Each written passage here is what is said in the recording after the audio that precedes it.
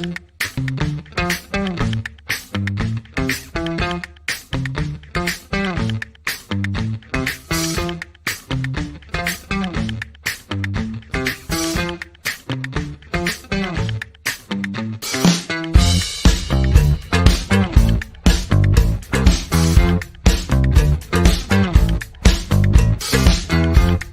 time for a little Funky Friday. From their funky hidden headquarters, your hosts, Keith and Gary. Not Jerry. I like that intro a lot. I like that little tune. It's so funky. A little Funky Friday, as Tom says. Happy Friday. I'm drinking some delicious caffeine. Just pure caffeine, no flavor. Absolutely fun Friday. We got Mikey Sutton. It's hopefully going to be here any minute. Waiting for him now. He's reminding me he's on today, so I know he didn't forget. But he is going to be joining us to talk about his big scoop this week that was picked up by all the major trades. Very exciting stuff. Let me go check, see what's going on with him. Hey, Mikey, where you at? Where you at, motherfucker? Where you at? Where you at?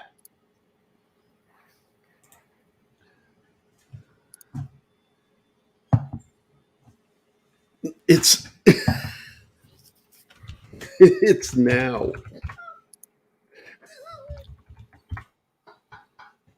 Hey, I'll be there in an hour. No, it's now. I told him it's 12 noon Pacific time. Anyway, oh well, he'll get here when he gets here. 12 noon Pacific is 2. Yeah, 2.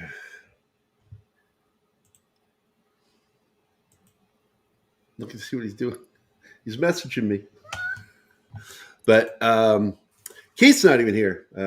It's half his show. Steven's not here, Fat Steven.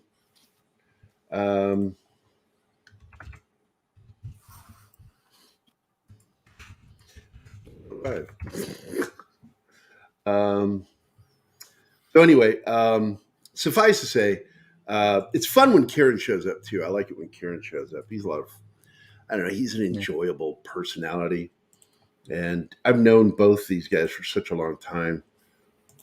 But I'll go ahead and say hello to the chat. We got Penny, first in the house. She says, Gary and Martin, face blue, smiling, boom, baby. I don't know what that means. What does that mean, Martin? Don't have any. Is that just Penny language? I don't know what that is. But we love you, Penny. Anima Confusa is in the chat, but she will also be on the show in the second half of the show. Bush McFadden is here. Bush, what's up? What's up? Wajid Leakey is already here. Kingsport Cow, Decepticon's Cave of Comics and Toys. And what does he say here? I'm watching the Murdaugh trial. What is this? So far, the trial is at 2A and it has nothing to do with Murdaugh. Can't believe the judge is allowing this. I have no idea what we're talking about. Oh, we're going to talk about it later. Do you know what it is? Oh, yeah. Okay. Jordy Lyons is here. Hail has just dropped in. It's Jordy from Midnight's Edge. It's a great channel. Thanks a lot, Jordy. Yeah, I got your messages. Thanks, man. Fishbelly is here. What's up, Fishbelly?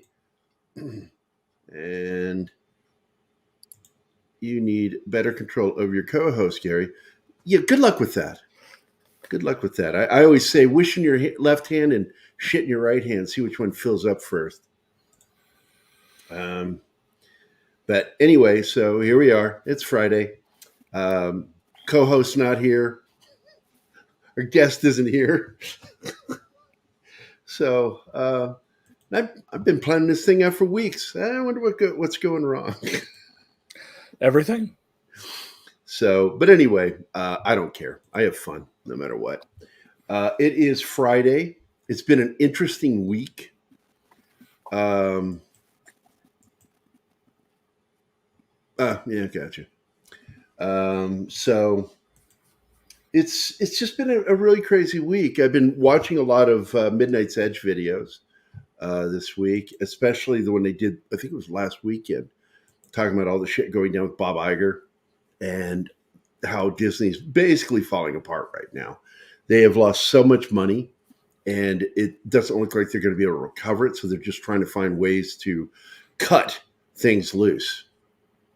And it's sort of the same situation with Warner. The only difference is I think Warner played it a little smarter. Disney, I don't know if they can recover from the damage they've done. And Bob Iger's like, he's Mighty Mouse. Mighty Mouse, I'm here to save the day. But the thing is he's the one who started all the problems. Every single problem at Disney right now, Marvel, Star Wars, was because of people he put in place. They caused it. And so what are you going to do? Fix what you did? And so far, he's not. Hey, Devil Flyer, what's up? Good to see you, man. Can Disney just end already? Fire the crazies and shut down the company. This is what happens when you embed crazy people in every freaking position in your company. It's just what happens. So everything falls apart.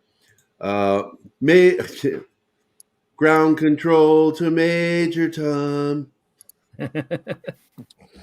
Welcome, Keith.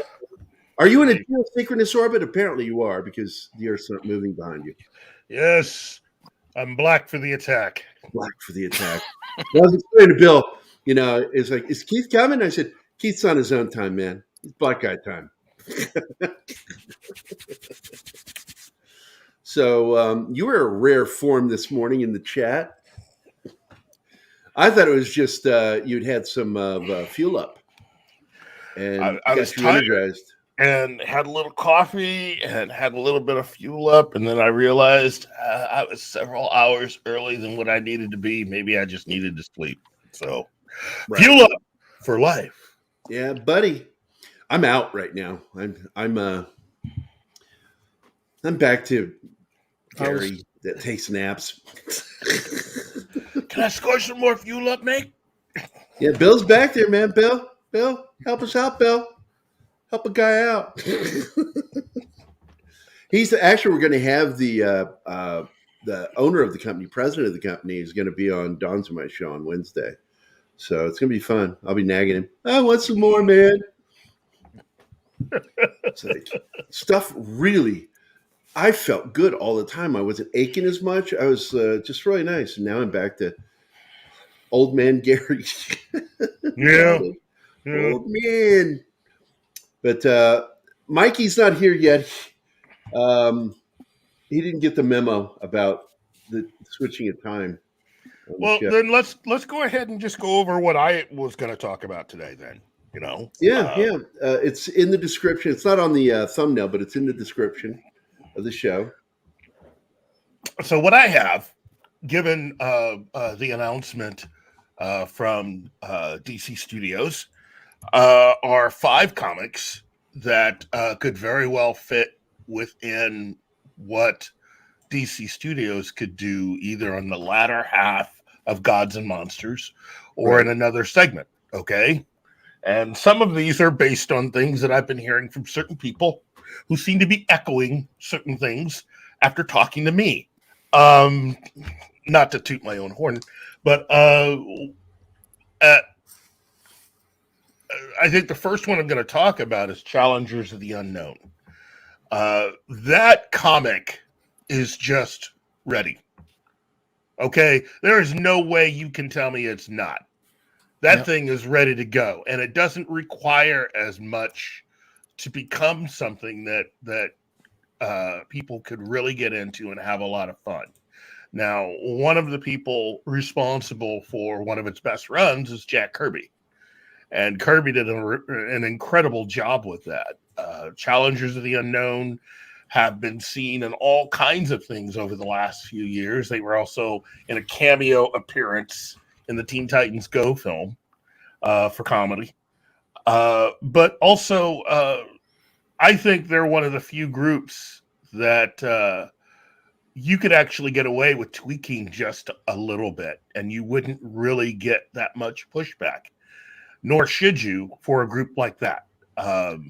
It's just basically A-Team mixed with the X-Files, and throw in a little bit of Fantastic Four, at least.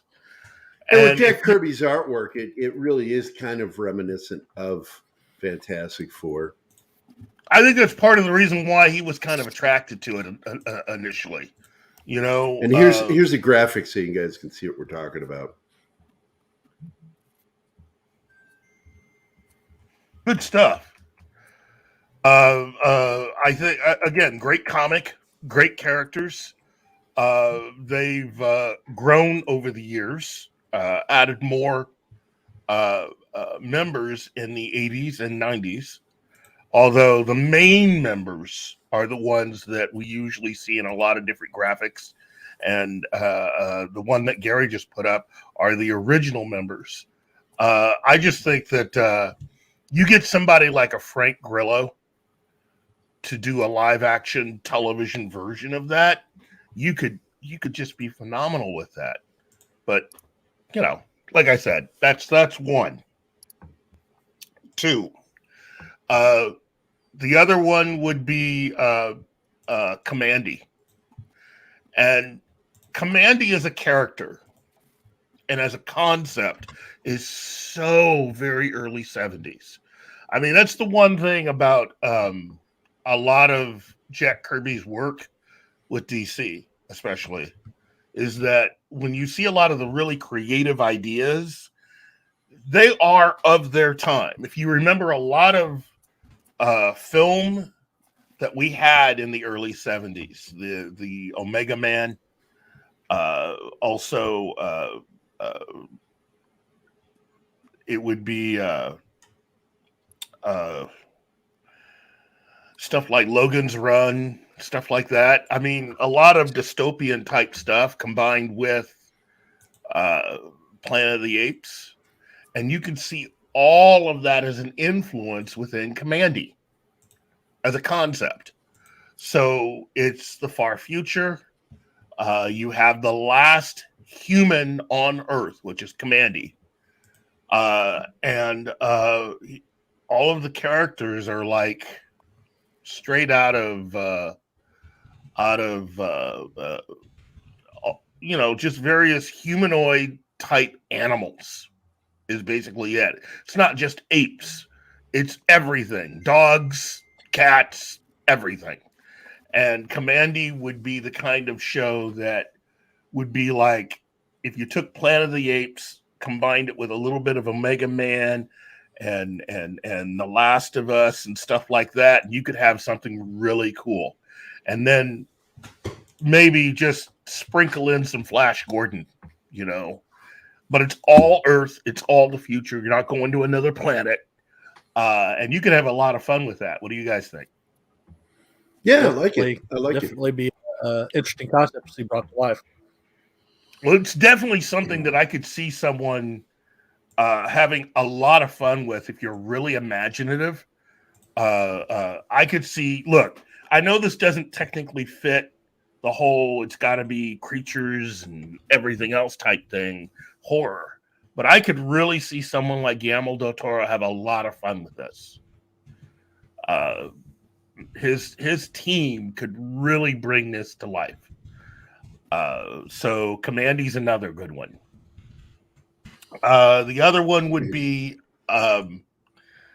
for me, I would have to say, and this is going to sound kind of weird, but go with me on this one, The Metal Men. That one is going to cost you some money. But I think if you do it correctly, that would be a very unique corner to the DC universe that could be brought to life. And it would open the door to a lot of other characters and IP within DC that, in my mind, have always been sort of kind of connected.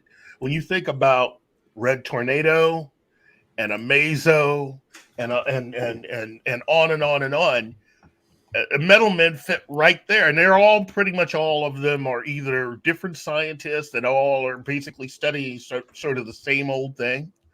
That would be like what you're seeing right now with Star Trek and the way that they treat Data and all the different people related to Dr. Soong, except that all these people aren't related. They're just all scientists that have read basically some of the same stuff, and their creative outputs are slightly different when it comes to androids. So, and if you go to YouTube and type in DC animated shorts, Metal Men, you're going to see a couple things they came up with from a few years ago that, again, I say, why not? Why can't these have been brought to life? And as they really work in terms of animation, but I can also see this as live action. What do you think? Yeah, it'll be pretty good. So, do you see my message, Keith? Oh, I'm sorry. There. Yeah, I'm sorry. That's okay, man. Oh, I'm sorry. Okay. Let's see. And let me also just say this, as far as the Metal Men are concerned. I think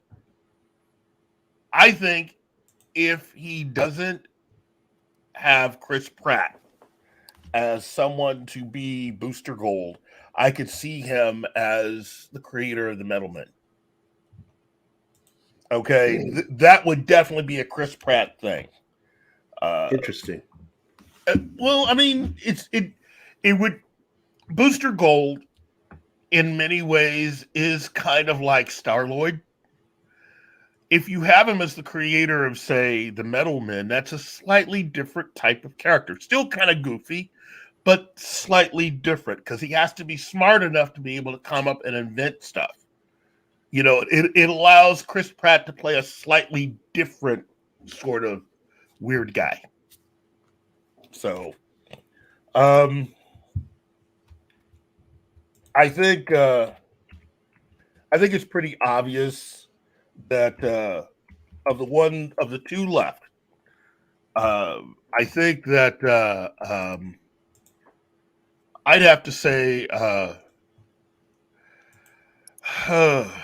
to say for my money, I think you could do an updated version next of the Newsboy Legion. And let me give you an image here for that. Alrighty. Because I always found these kids to be, there we go. So, Newsboy Legion. And then we're going to, I need to let you share screen.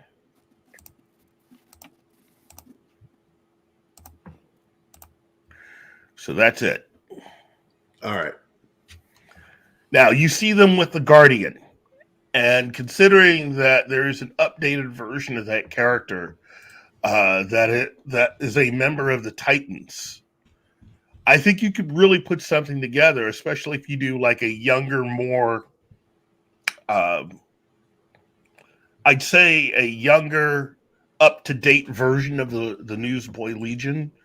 So they're all influencers and YouTube stars? It would be a way of doing something like that would allow you to comment on all those different types of people. You make them all different types of personalities that you would find as influencers. I'm serious. I mean, it's a lot better than what we were getting with Snowflake and Safe Space. Oh, yeah. Yeah. Yeah. Of course, what I left in my toilet bowl this morning. What I left in my toilet bowl this morning is better than Snowflake and Safe Space. I poop better than that. And the final one is an easy one. It's an easy layup. Look, you cannot tell me that you cannot have a television series version of The Fourth World. I mean, come on. Everybody wants to see it. Everybody wants to see the fourth world. Everybody. Yep. To have Darkseid realized in a television series, and I know after what we saw with the Snyder Cut, we're anticipating really a film that could really go out there and just blow people away. But you know what? A television series would be able to explore a whole lot more. And there's a lot involved with the fourth world. Just saying. Hello, Mikey. Hey, Mikey. Good afternoon to you fellas. Congratulations. Yeah. Thank you so much. See, I have a perfect excuse for being late. I was working on a TV show, that's why I'm late. What you guys were at noon? I'm like 11 o'clock. I thought you guys were at noon. It was tough sitting on this for, what was it, almost 10 days we had to sit on it. Dude, I said on it 8 months. 8 months. Is it 8 months? I signed in April, and I kept that secret from both of you. You lying bastard!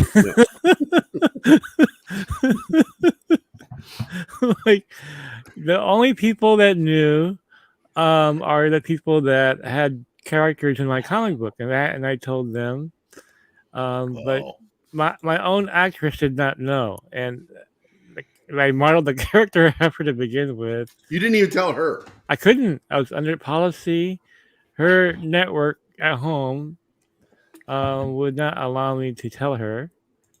And so, okay. It was very challenging though. Of all, I'm like a vault. I get insider information, and I can either release it or not. They tell me not to. I keep it a secret.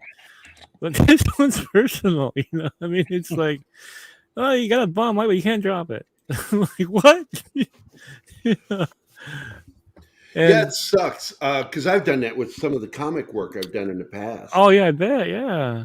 And I knew it way in advance that Bruce Campbell was going to be writing Sergeant Rock, like months beforehand. Wait. He's writing Sergeant Rock? When did that happen? I didn't even know about this. That was this last year.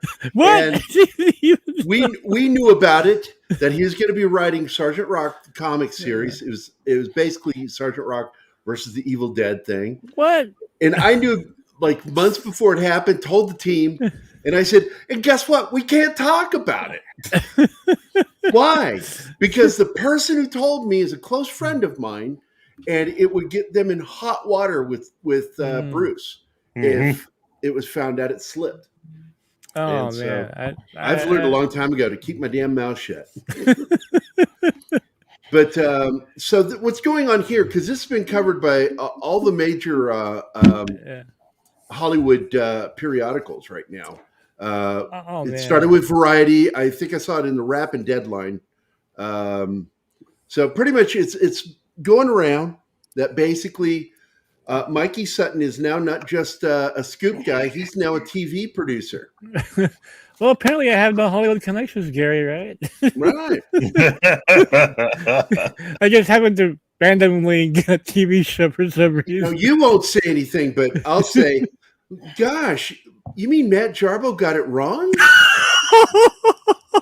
You said it. I know. I'm going to stay on the sideline here. Just He has been stupid enough, and he said some shit about us. And I'm like, fuck. Sure, you. he was. Fuck you. I don't give Hey, Jarbo, come after me. You're trash. Jarbo actually said something about me? Wow. It was more about me. No, it was about you. You're the nicest guys in the world. Come on, look at that face. How can you be mad at that dude? Hey, baby, black don't crack. That's why he's so beautiful. No, man, it's really funny, Gary, because I knew Variety was going to drop the story and like months ago, but they kept getting delayed, right? Like, well, no, we can't put this out now for one reason or the other. And nothing to do with Variety. It was just a lot of things going on behind the scenes, negotiations that were still going on. We just couldn't drop it yet. And what was really funny is that each time we got delayed, Gary, James Gunn kept delaying his own slate, right? And so 2 weeks ago, I said, just watch. James Gunn and I are going to collide. We're going to fucking collide. Just watch. And then, like, it got closer and closer to February, like, oh my God, we're going to collide. I just know we are, right? And we both drop on the same day, basically. and and if you guys, people out there don't know, James Gunn trolled me a few months ago. And Gary, you know about this. And I knew about it. And so I said, oh my God, we are bound to clash sometime, like, oh my God, this is a guy that I trolled. Yeah, it's a guy you trolled. Okay. Yeah, we both landed the same thing. Yeah, Kate Valdez. Yeah. Now, this picture was taken over a year ago. I had no option yet. Okay. And so all of this, like, you look back at it now, it's like, was this pre-planned? No. She, like, there was no option at this time. I just modeled the character after her, and she finally got her copy, and that's why she's, taking this picture with it. And at the time, I was already imagining that, like, what if this became a show, And here she is, like, holding the comic book right there. Well, what are you going to do? Are you going to shoot it here, or are you going to shoot it over there? Well, okay. Here's how that works. Bring it here. The opening of the show will take place in LA, where the character is. Again, these are just kind of initial plans here. It'll open up in LA, and then she will fly to Manila, which most of the show will take place. Cool. And I'm sorry, there's a question for you. Yeah. No. But hey, that comic book is worth money now. So people are not that it wasn't before. Oh, you're right. You're right. More now. Somebody was selling the variant, the Nelly Centers variant, the Swamp Thing tribute that we did, the House of Secrets homage. Somebody was selling it for $1,000 a few months ago, and it'll probably get up there now with the news popping up. Oh yeah. But so, how are you feeling about it right now? Dude, it's been a whirlwind. I feel like a frat boy partying every day. Do you feel like a 16-year-old girl on prom night? yeah, like maybe after the prom is over, I am him. All I hope is that at the end of this, you got a lot of kissing. That's all I ask. It's been surreal, dude. It's like, this goes all the way back to 2019, actually, when I first posted the Noel Leon Flores initial illustration for the book. And that's when I was contacted by the studio. They're like, can you tell me more about this? And and it's funny, Gary, because sometimes you hear from people and you don't know who they really are, right? Like, I didn't look this guy up. I just said, okay, sure, thank you for your interest, and I didn't realize this guy was the president of the studio. That's freaking awesome, though, dude. Yeah. So where do you see this going? And you and I still haven't done our comic together yet. Yeah, and I still have that in the planning stages. I really do need you as an artist for that. That one's going to take place in 1986. It's actually a spin-off from this book. About a vampire and his fellow monster gangsters in 86, which is one of my favorite years of all time. Mine's 82. That's a great. Oh, dude, the summer of 82. Come on, man. That summer was just. You had Blade Runner, The Thing. It had Star Trek 2, Conan. What a year! Road Warrior. I turned 18. I didn't have to go to R-rated movies with my dad anymore. I loved it. No, that's how I saw Blade Runner. I saw it without my dad. I'm like, yes. And I saw the Thing at a military theater, the theater full of GIs, and these really brave dudes. You get that blood test scene, they're all screaming, dude. I mean, those were the funniest moments of my life. They were literally just "God, fuck this shit," What the hell? That was in hysterics, And here I am, like a Fangoria fan. I'm like, yeah, bring it on. These dudes are scared out of their minds, man. It was great. Man, yeah. Oh, by the way, Kingsport, Cal, so is Anima. Anima was born in 1982. I feel so old now. 82. 14, and Gary's even older than me. I was 14 years old. I was 82. 12. I was 18. I was 82. 1982. I kind of remember that year. That was seriously, cinematically, that was a hell of a year. The only bigger year was Back to the Future and Ghostbusters. Yeah, That's 84. 85. Yeah. 84 was a beast. And then I'm trying to remember what was in 86. Aliens. That was it. Aliens. Yep. Yeah. Another big year for cinema. The 80s are just like year after year, just impressive cinema. I mean, up and down, the genre dial. You know what I mean? My girlfriend says, Anima, she said, put that back up there. Thank you for dating me, you dick. Well, let's not forget that lost my train of thought. The Creep Show came out that fall, right? Yes. That was monumental. That was a huge film. I saw that film so many times. Oh my god. Adrienne Barbeau, who I think a lot of us had crushes on. Swamp Thing came out that year too. Played a bitch. She's like a bitch. She was hilarious. We wanted her to die. The crate.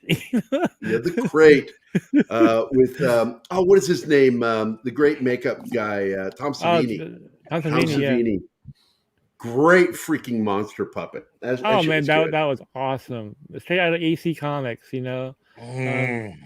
I was obsessing over AC Comics back then because before the Creep Show came out, I knew about AC from the Overstreet Price Guide. That's how I found out about AC Comics. But I found those AC reprints that came out in the early 70s, right? Right. I found them before Creep Show came out, and I was just like going crazy over these comics, Wally Wood, you had Frank Frazetta, you had all these incredible Jim Davis, all these incredible artists on there. Al Williamson was he was God. Okay. Yeah. Nicest compliment I ever got was from Tom Waltz at IDW when he said that I'm the Al Williamson of the current comic that's generation. High praise, man. Al never got enough credit for some reason. Was my hero growing up as far as comic artists go. He was like the Alex Raymond of comic books. I mean, in fact, I published on my Facebook page, I said, who drew it? Al Williamson or me? And I put up samples of comic pages. And nobody figured it out. It was like, wow, dude, that's high praise, man. That's awesome, Yeah. I love Al Williamson, man. Let's not forget that Al Williamson drew the adaptation of Blade Runner too, that same year. You see, it's his work on Star Wars that got me following him back in the comic strip, right? 79. Yeah. And I'm like, who is this guy? Yeah. And I'm like, I love his artwork. And then he did Empire. And he worked with Carlos Garzón. He did Empire. Yeah. And then he did Return of the Jedi. And then he did Blade Runner too. And I'm like, this guy's amazing. I've never seen likenesses. And that's all I wanted to do the rest of my life is draw like Al Williamson. And he drew it that same EC comic sci-fi way. He had the same style. He retained it after all those decades. Yeah. He worked closely with Frank Frazetta. In fact, if you've watched Painting with Fire and Ice, you know the story of how a lot of these guys would help each other. Yeah, yeah. And I've had that happen too, because a mutual friend of Keith's and mine, Gary Bedell, actually drew an entire page of one of my books because I was so busy I couldn't finish it, and he drew it exactly like me. Nobody could tell it was a different artist. Like, oh my God, thank you, Gary Bedell, man. We got to get him on the show again. I love. Oh, definitely. He's got his own. You would like him. Yeah, cool. Right on. Like you would. He's a very good artist, very funny. But let's get into when are we going to start seeing stuff for this? Well, they're targeting late next year. We're in advanced pre-production right now. God, it's weird for me to say this. It's real. I know you don't have to hide it anymore. No, well, that you've come out of the closet now, Mikey. Only have eyes. I only have eyes for you, Gary. Come on, man. Come on, man. Can't resist that 70s porno look, By the way, if people don't know, the other night he said, What was the news that you had to announce, and you said you knew about it at 3 a.m. in the morning? And the first thing I said is, thank you for not releasing it at 3 a.m. in the morning and giving me a stroke. Oh man, yeah. Well, see, the studio president told me, he goes, it's imminent. We're gonna see it by tomorrow, and like, oh my god, and he didn't time zone differences, right? Because he's based in Singapore. Turned out it was like, oh, is he? Yeah. Oh wow. Okay. And so the company is British Asian, so they have an office in London, they have an office in Singapore, which is why we're going to get some Is this British. sort of like that old business, Sir Run Shaw? There you go, man. That takes me back, dude. Yeah, very, like that, Yeah, because he was Eastern and Western. He worked in both. Because we're gonna have both. We're gonna have some people from Channel 4 in England that's gonna be joining the crew. Good. I like Channel 4. And by the way, my girlfriend just yelled at you. Don't ever do that again. I can't help myself, He's Gary's irresistible. Like contacting him at 3 a.m. Why are you trying to kill me in the middle of the night, Mikey? Sounds awesome. They should have they should come out with like a female name, like Gary, who's texting you this middle of the night, Madam Zed, who's that?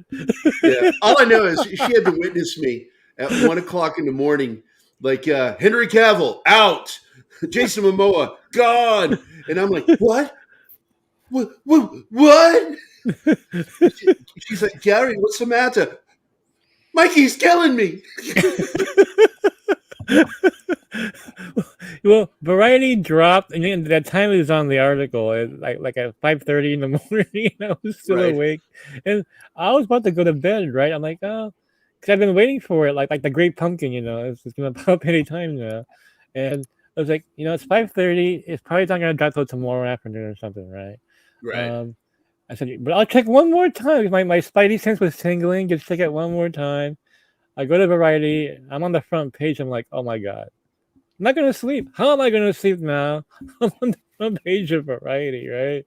I'm messaging everybody. Good guys, look at this! Boom, it's here.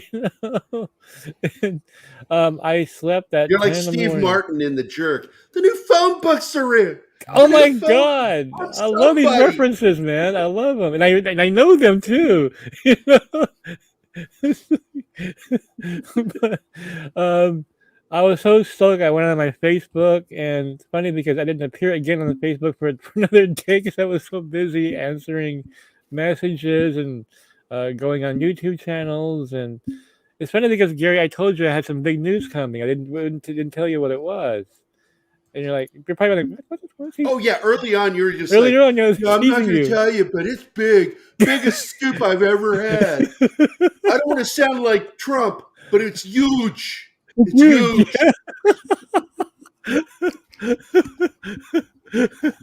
Wow. And then the funny part was I was talking about this shit to Tom, and Tom's like, "What?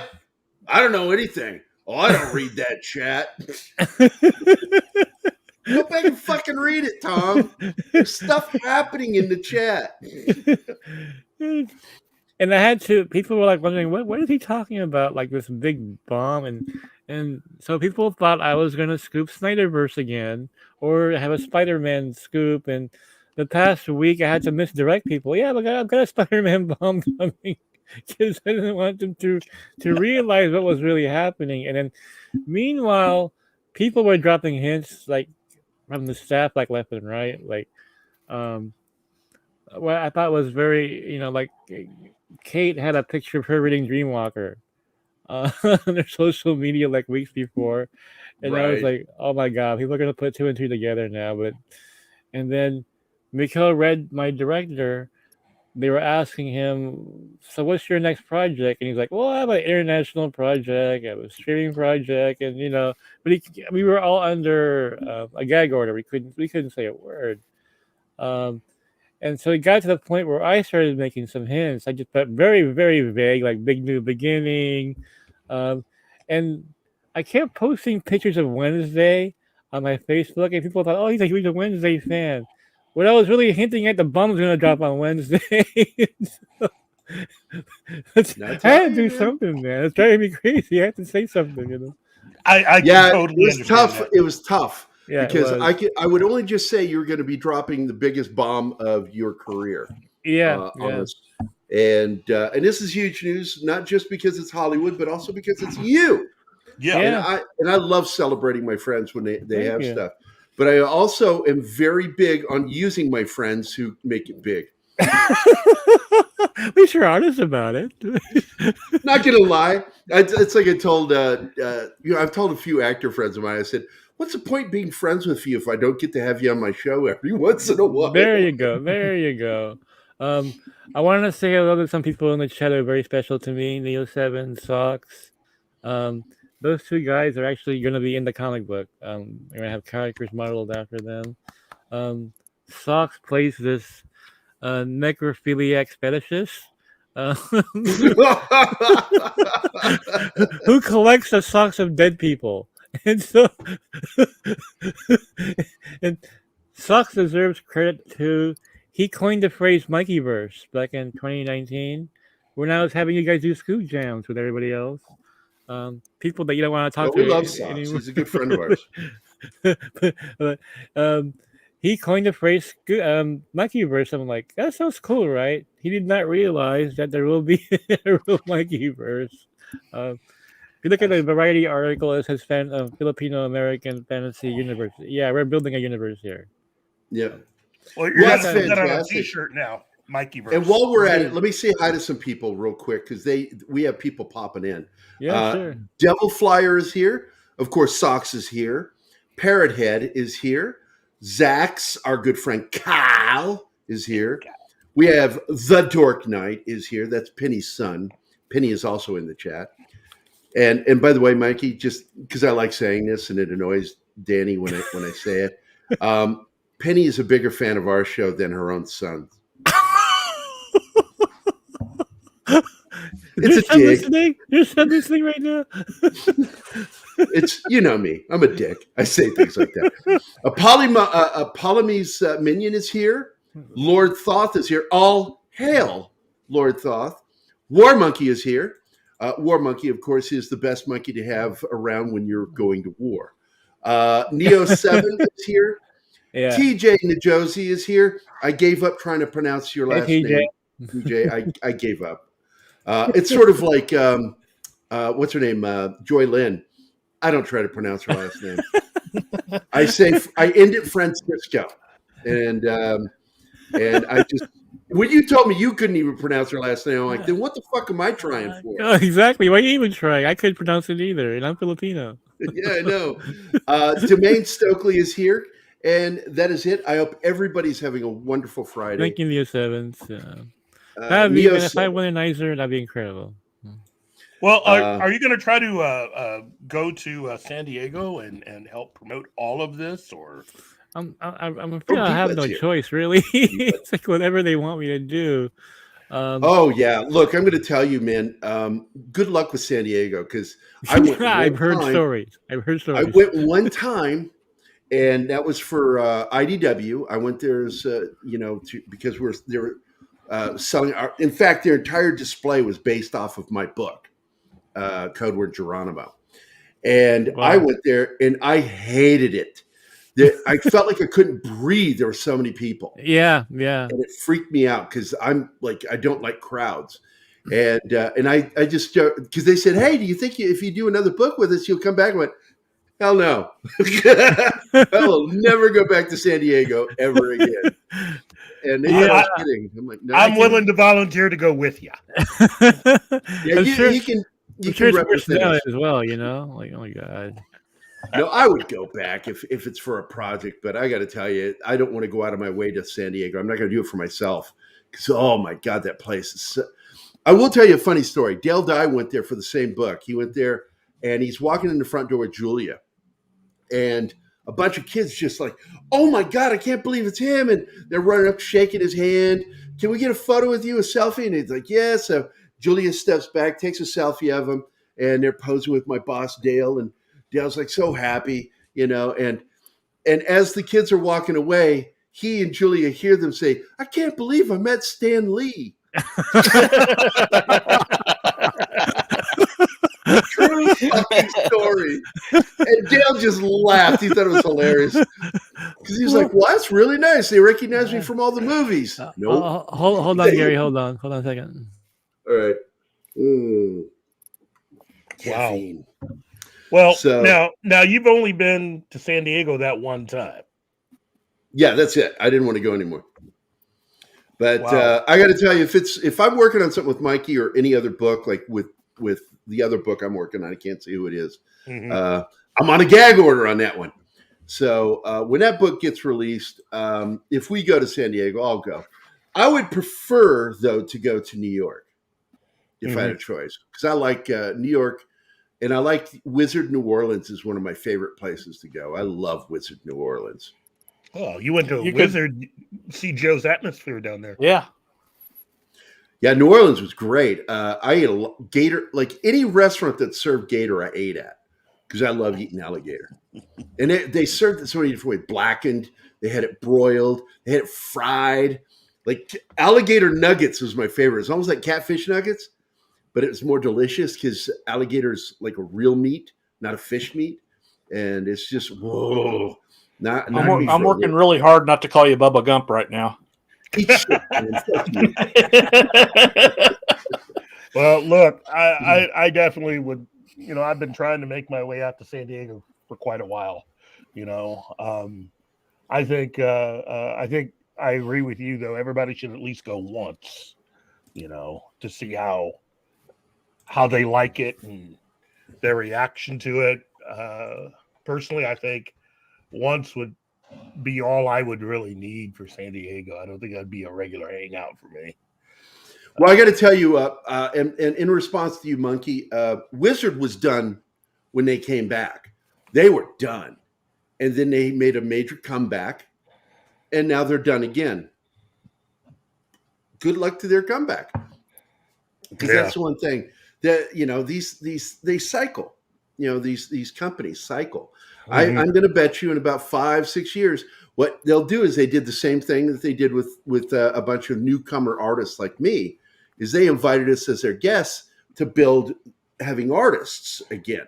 Mm-hmm. And all of a sudden the shows started getting big. There was over, I think it was 6,000 or 7,000 people at WizardCon down in New Orleans. It was a great convention.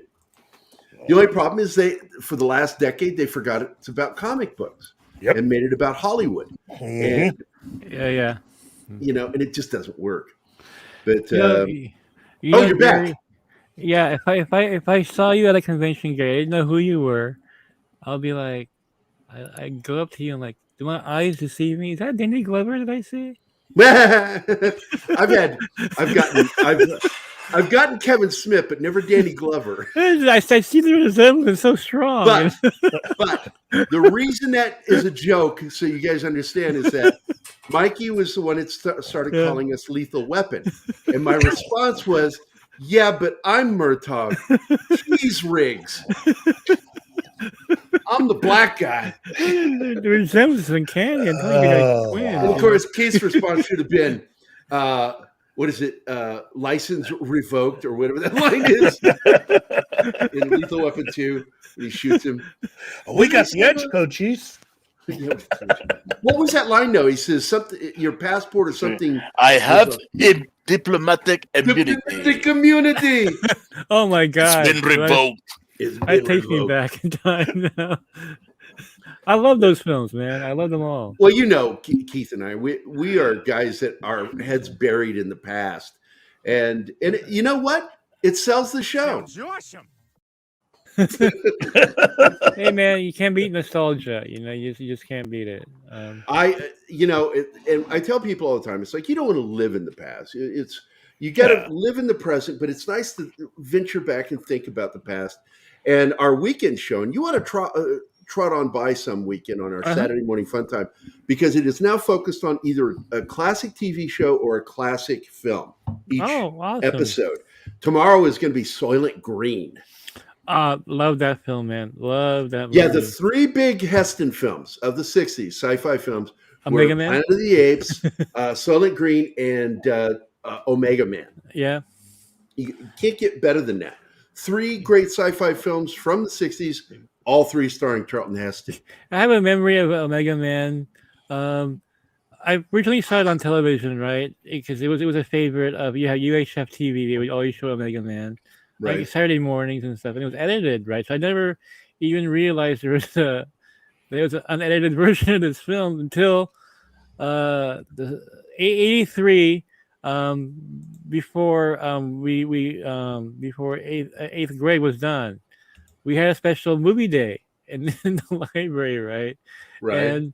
And so this Pervo teacher that we had, and this everybody knew the Pervo, he did the programming for the films that day, and I think he was trying to get away with whatever he can, right? Right. So we had a Sonny Chiba movie that was showing Sonny there. Chiba, yeah.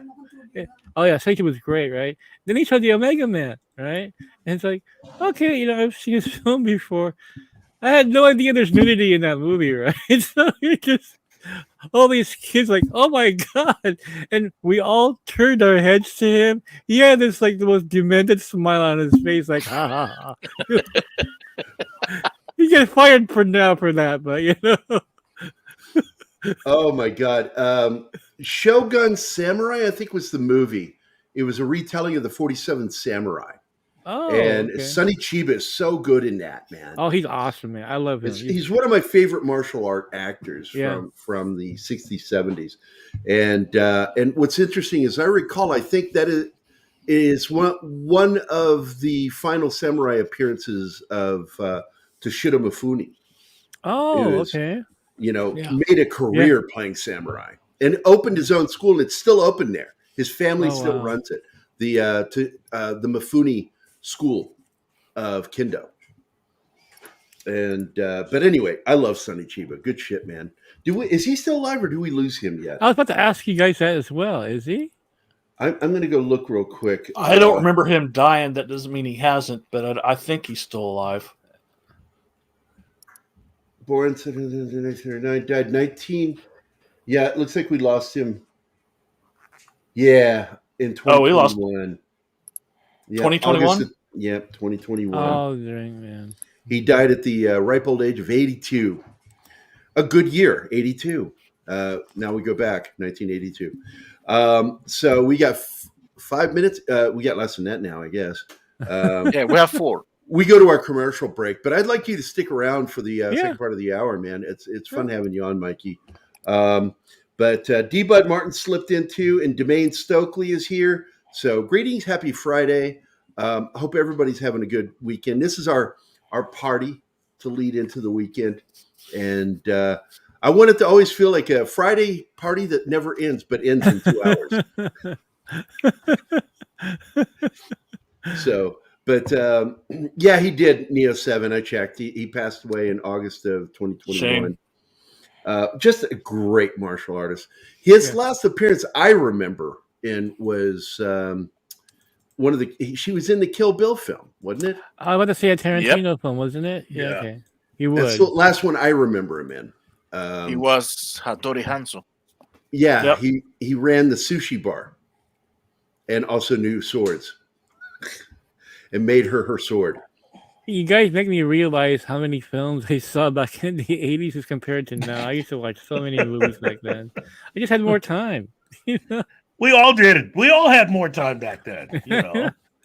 We didn't have to pay bills and do other adult stuff. Well, wait a minute. I did. I was married at 18. Oh my God! Look at you, started early. Looked like Gary was busy. I just learned how to fuck and made a baby. Exactly. So he was too busy. He had a good excuse. Okay, we've had a breach of the back door before we go to commercial. Let me play this real quick. Breach of the back door. So I got to play a video for him. Where's it at? Everything's like, I'm so disconnected. There it is. Open your back door, baby. Loosen your hinges, I'll show you my key. If you've never watched that show, watch that show. All right, Bill, go ahead. Take us to commercial break. Hi, guys. This is Gary from Pop Culture Minefield here on KGRA, and we're leaving for our first break. I hope we survive. A birthday without her mom. An anniversary without her husband. Her wedding day without her dad. These are the days when military families feel it most of all. The loss of their soldier, their sailor, their airman, their Marine, their Coast Guardsman.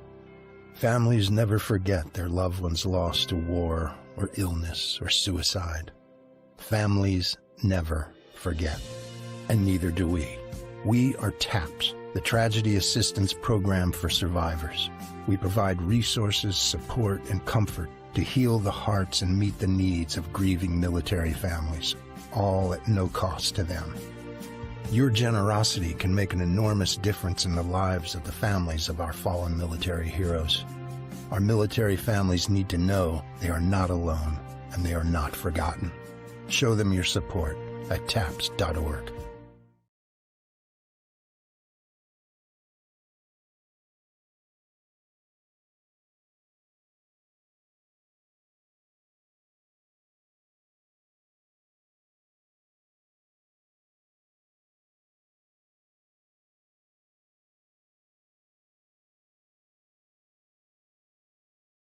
Facing humanity is on the verge of being settled once and for all. The Mutual UFO Network has been at the forefront of this journey for nearly 50 years. Our members worldwide are dedicated to the research, documentation, and awareness that will shape the future of humanity. Won't you join us?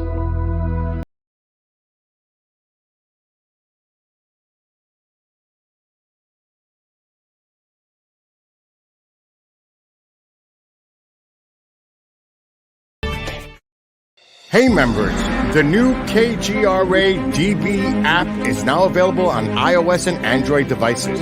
Gain on-demand access to any KGRA DB programming. Download any show directly to your mobile device to listen or watch on the go. Go to the App Store and search KGRA DB. Oh wow, we survived! Welcome back to the commercial break. Now for some more pop culture minefield on KGRA. Oh wow, we survived! Wow! I love the fact you guys have commercials now. That's just awesome. And well, we are broadcast now on KGRA, so we're not just on our YouTube channel. Yeah. We're also on KGRA right now. Yeah, so you got a lot of people that normally wouldn't listen to you listening to you. And they're like, who is this guy? Well, trying to bring out the dirty jokes then, right? But I also want to point out that before we go into commercial, I'm cracking jokes. And the first commercial is Taps, like the most dramatic. I know. And I'm like sitting there going, why do I do that? Why do I crack jokes going into the commercial break? Like back door and stuff. All of a sudden, you have a very serious ad come on.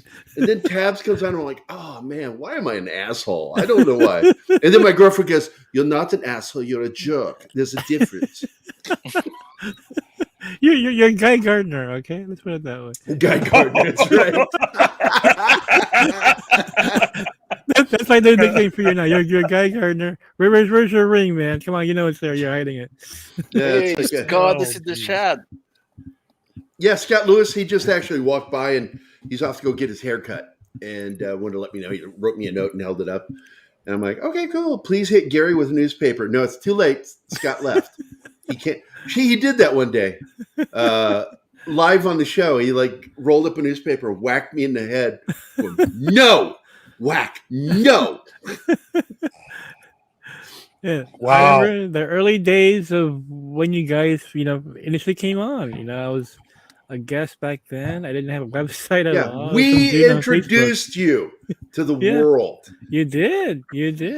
I think we're celebrating 4 years this year. And now just like the baby bird, you flew the nest and let us lay back and die. Oh, jeez. Wow. That's your happy thought for today. Bad Guy Gardner. Bad guy. Bad guy. That's where I get whacked by a newspaper. Stop it, Gary. No. But I make inappropriate jokes all the time. It's what I do.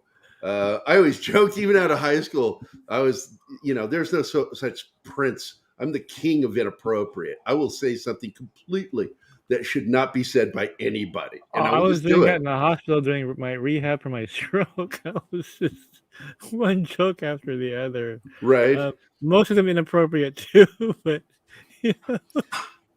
When I was in the hospital myself back in 16, and I wasn't sure if I was going to be leaving the hospital, and they were doing an exam on me, and they lifted my gown, and I held it back down. I said, "Dinner first."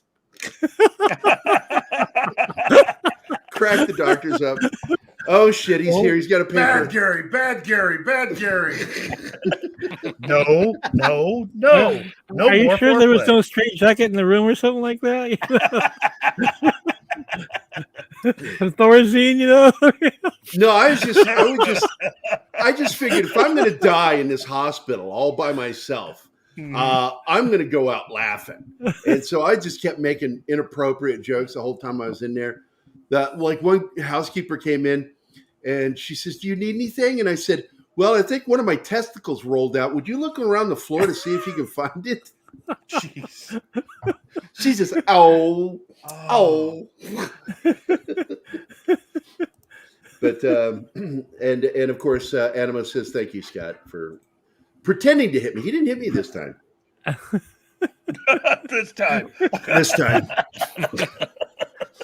Actually, what I heard was I'm going to go live in a shelter because I'm in an abusive relationship." According to rumor, Gary prefers spankings. That's what he prefers. So. That's what some people said, but it's not true. I prefer being caned on the bottom of my feet. Oh, jeez. Okay. Anybody from the near and far east knows what a caning is. Most Americans, I don't think, know what that is. What have I got myself into? Oh, yeah. I say that every week. Well, you know where the first way I learned about that was in the movie The Bedtime Story with David Niven and Marlon Brando. Yep. And Shirley Jones. And Shirley Jones. And Man, David Niven takes a cane to the bottom of his feet. That's where that comes from. I thought you were going to say Last Tango in Paris, like hide the butter. You know? Oh, jeez. Yeah. We got seriously about that one time, Mikey. It was really, wow. Oh, jeez. How did they not get put in prison for what they did? Yeah, that's crazy, right? When you think about it. They committed an actual sex crime on camera. Yeah, they did. And for years, it was critically acclaimed, and no one even bothered to bat an eyelash about it. And it's still considered, like this thing. And I'm like, that film should be removed and never shown again. Yeah. Now that we know the truth that there was a sex crime caught on camera, performed on camera against that woman's will. And that's some bullshit. Hold on. So let me get to the chat here, see what's going on. Thank you, Scott. Anima says, Backdoor Gary, a.k.a. Garage Troll. Let's see. We have to update the Backdoor Gary wiki. And by the way, I don't know about Mikey, but there's a Wikipedia page about me, and I just think it's still weird. There is? Oh my god, I gotta check that out. Yes, it's because of the work I did with IDW, and I believe that it was someone in their PR department that did it, but I have no proof. And I will show it to you real quick. There are two weird things about me. If he doesn't say If he doesn't say you're a backdoor man, then it's inaccurate. So here it is. Yeah, I'm gonna have to edit that and add some stealth backdoors in there. Stealth backdoors. Here you go. This is like Gary Cassell article on me. Somebody. That's a long biography, man. A lot of stuff. I worked on Iron Sky, all these cool projects. Alan Wake, the comic book. I did the comic book for the video game. That's a lot of words there to say you're a dick. Yeah. But then it doesn't mention you're getting your power ring, though. Yeah, right. Well, the only thing I ever did, and then I was banned from doing anything, I deleted my picture off there because it was not I didn't like the picture because it made me look creepy and scary looking. I mean, you're not. I'm not. No, I'm not really. No, I'm not. Not really. Well, yeah, I am kind of. Here we go. Virginia. Here we go. And then I'm mentioned on my high school as some sort of celebrity alumni. And here it is, notable alumni. I'm the first person mentioned. Then Keller Williams, Judge Reinhold. He was a senior when I was a freshman. Did you ever run into him at all? Oh yeah, I knew him. I still know him. I'm friends with him on my Facebook page. Wow, that's awesome. I was so grateful that he got added back into the new Beverly Hills Cop movie because his career ended with his. Glad to hear that. That's awesome. Well, you know, he kind of went off the deep. And Keller Williams is the guy I played in a band with. The famous story with him is we got into that little incident in the hallway that broke up the band. I won't say what it is anymore. But it's funny because I see him and I'm like, oh, I know him too. Like I know 3 of the people mentioned personally that are fellow alumni. The only person that's left out is another guy that graduated the year before Judge, which is W.K. Stratton from Magnum P.I. Actually, Judd Reinhold and W.K. Stratton appeared in the same episode of the pilot episode of Magnum P.I. Yeah. And they did a scene together, both from our high school. I thought, this is fucking crazy. And then, but WK got the gig as the secretary guy on Blah Blah Black Sheep. Mm-hmm. That was I used to love that show. And then he was in Airwolf. He was on Airwolf. A couple times. Yep. And he's, of course, he was actually out of high school when I got there. Judge was a senior when I was a freshman. And then, like I finished high school, and I'm like, turned around, and he's playing a high school kid in this comedy called Fast Times at Ridgemont High. I'm like, I know that fucker. I know that guy. Yeah, and he's just like that in real life. Yes, be sure to join Dork Night this Sunday. They're going to be having Ryan Roger Athay on to talk about the Royal Rumble fallout and the roads to WrestleMania. So, yeah, if you're not subscribed to the channel, you need to do it. If you give 2 shits about wrestling, that's the show to watch. I'm promoting it. I'm not making fun of it. I'm actually, I know it sounds fucked up the way I say things, but John is, of course, the producer on that show, along with Bill, who is sitting backstage right now, doing the show. And but John is helping him. He does all the stuff that Martin does, but for the wrestling show. Wrestling. I always say wrestling. I can't help it. It's so as a kid, I always said, backyard wrestling. That's what we would do. We'd go back there, like do the jumps into tables and shit and hit each other with chairs. I'm serious. I don't know how I survived my youth. I really don't. I don't know how I did either, man. Did you guys do that? Get out of there alive. I did so much. It's tough being black in high school. So, I mean, back in high school. So, yeah, I was about, what the fuck did you do? Yeah, I'm surprised you haven't thrown out the old black cock yet.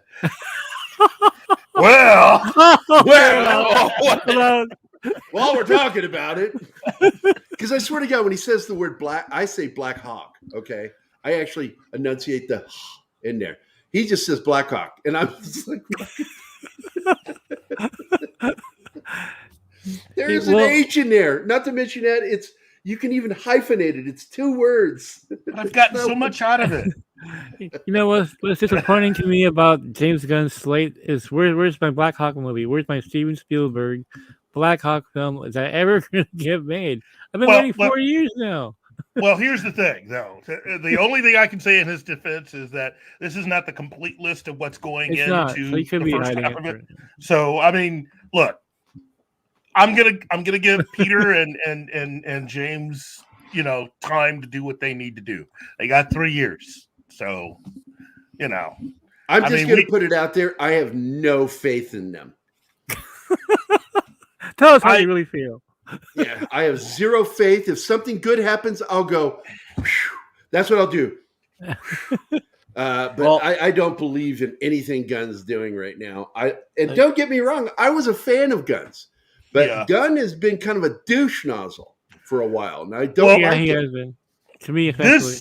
this comic cover, that's from the new Challengers of the Well, Unknown. this is I wanted to bring this up because in 2019, I think it was 2019 going into 2020, DC was supposedly working on a live action movie of the new Challengers. Mm-hmm. Yeah, and it this just sort of disappeared. This is the second incarnation of the new Challengers because they originally introduced the new Challengers of the Unknown in the 80s. And I'm just curious, is this thing, have you heard anything about that, or did it get just dropped? I haven't heard anything at all. Interesting, the Challengers reboot from it was Jeff Loeb from the 90s that he had that. And who's the artist? Tim Sale, I think, was the artist on that Challengers thing. I hope they make a Challengers film. I mean, classic Kirby property. That's predates the FF. Oh, it was Kubert's son. Joe Kubert's son was one of the artists on that. Was it Andy? I mean, which one? I'm not sure which one because he had, I think, 3 sons. But it was one of the Kubert boys was one of the artists on that. Okay. Let's see. We have 1957, Challengers of the Unknown, and definitely quite a few revivals. But, they could make a really exciting film about it. Basically, the Fantastic Four. You know? Yeah. I mean, okay, here we go. Okay, Batman: Brave and the Bold. They appeared in.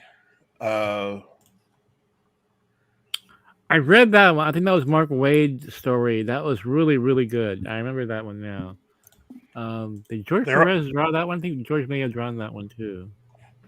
They're also technically in the Justice League New Frontier animated film. Let's see. And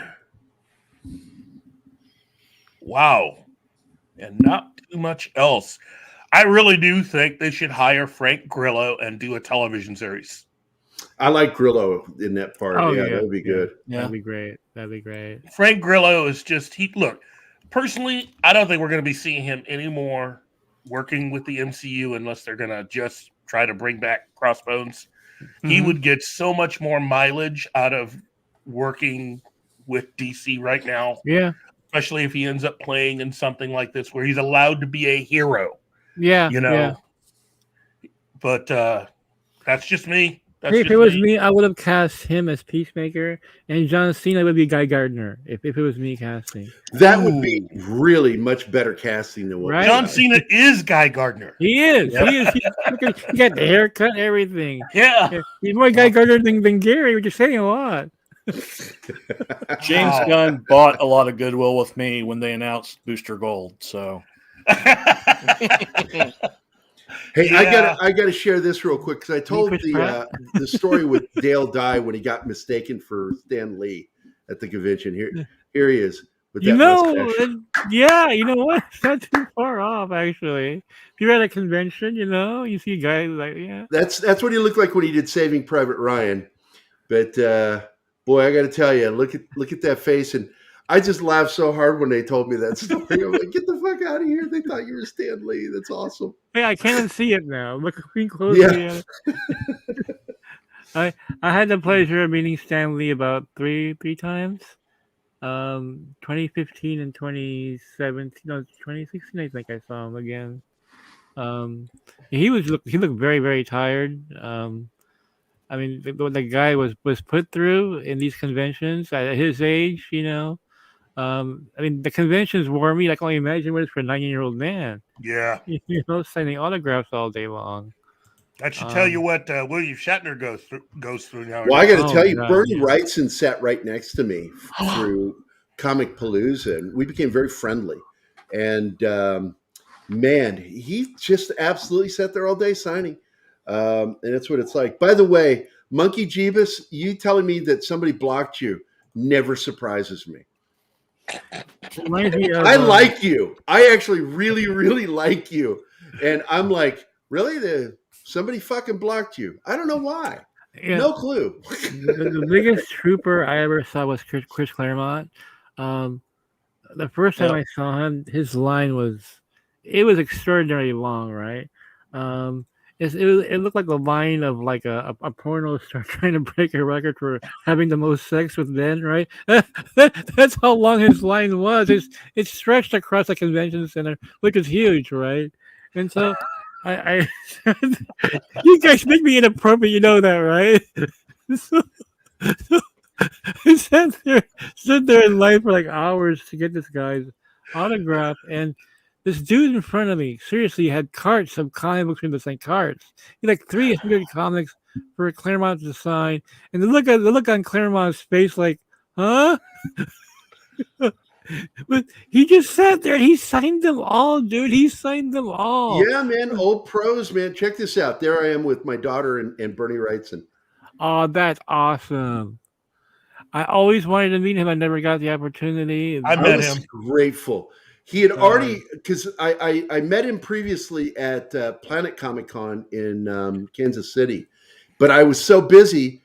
My buddy Drew, Keith knows Drew, took my comic book that I'd owned since 1972, Swamp Thing Batman crossover. Oh, took it over to him and he signed it for me. And then I actually got to sit next to him as an artist. We were in the artist alley together.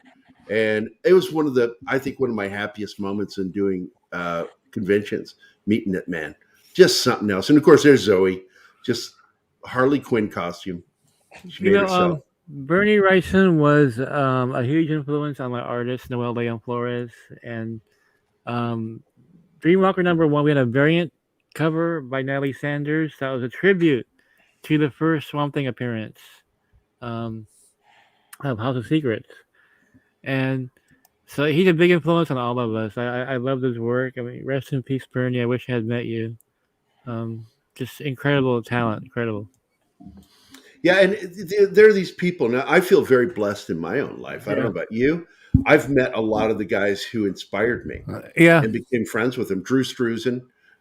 He and not Bernie Wrightson, I'm sorry, Al Williamson were the two biggest influencers on my artwork. Mm-hmm. Because I did portraiture because of Drew. I learned to draw like him. And it's funny, later he gave me a lot of tutelage and teach me. And he's like, you already know how to do what I do. And I said, because I would dissect everything you did. I would look at your artwork and I would figure out how you did each thing. And that's how I learned to paint the way I do, is because of Drew Struzan. But Al Williamson is who I focused on for inking, because I liked the way he inked. He didn't do a lot of hatching. Yeah. He focused on a lot of solids. And another artist that came along right as I was right on the cusp of my own style was Mike Mignola. Yes. And it was like in his early days, and I was like, holy crap, I love this artwork, because he again focused on the black to white rather than on the gradient levels of shading. He didn't do a lot of that. He did the harsh, stark black lines and shadows. And I'm like, that's what I like. I do that. And if you look at Vindicated Ink, my graphic novel, we've tried coloring it, and I think it doesn't look right in color. I think it only works in black and white. I think my first exposure to Mike Mignola was like Gotham by Gaslight. I think there may have been something before that. That was a lot of people's. It was not mine, but absolutely. And that's why because it's one of my favorite trade paperbacks that DC put out, the Elseworlds. And when they put out that movie adaptation, that animated film, I thought it was the most insulting thing in the world. I never saw it. I couldn't watch it. Oh, it's horrid. It's absolutely bad. They didn't even try. They took a couple of things and an idea, and the rest they threw out. They threw the baby out with the bathwater to make that movie. Awful. And look, a feminist text is what they did. Look who they had in charge. You know, I mean, Jeff Johns and a few other people. I mean, that's what you get. Yeah. If I could have a carnival type thing where you get to like dunk somebody with the ball, it would be to kick Jeff Johns in the junk. He'd wear a cup. He'd wear a cup, but you pay money to walk up and just fucking nail him right in the nards. That's how I feel about Jeff Johns. So tell us how you really feel. But I like this Green Lantern. Shut up. He's a terrible writer. The worst I saw was The Killing Joke. I broke Keith again. Have you seen the Killing Joke animated film? Oh my god, that was just awful. Yeah. Awful. Jerry thinks of Jeff Johns like I think of Victoria Alonso and Nate Moore. Oh, I can't stand Victoria Alonso.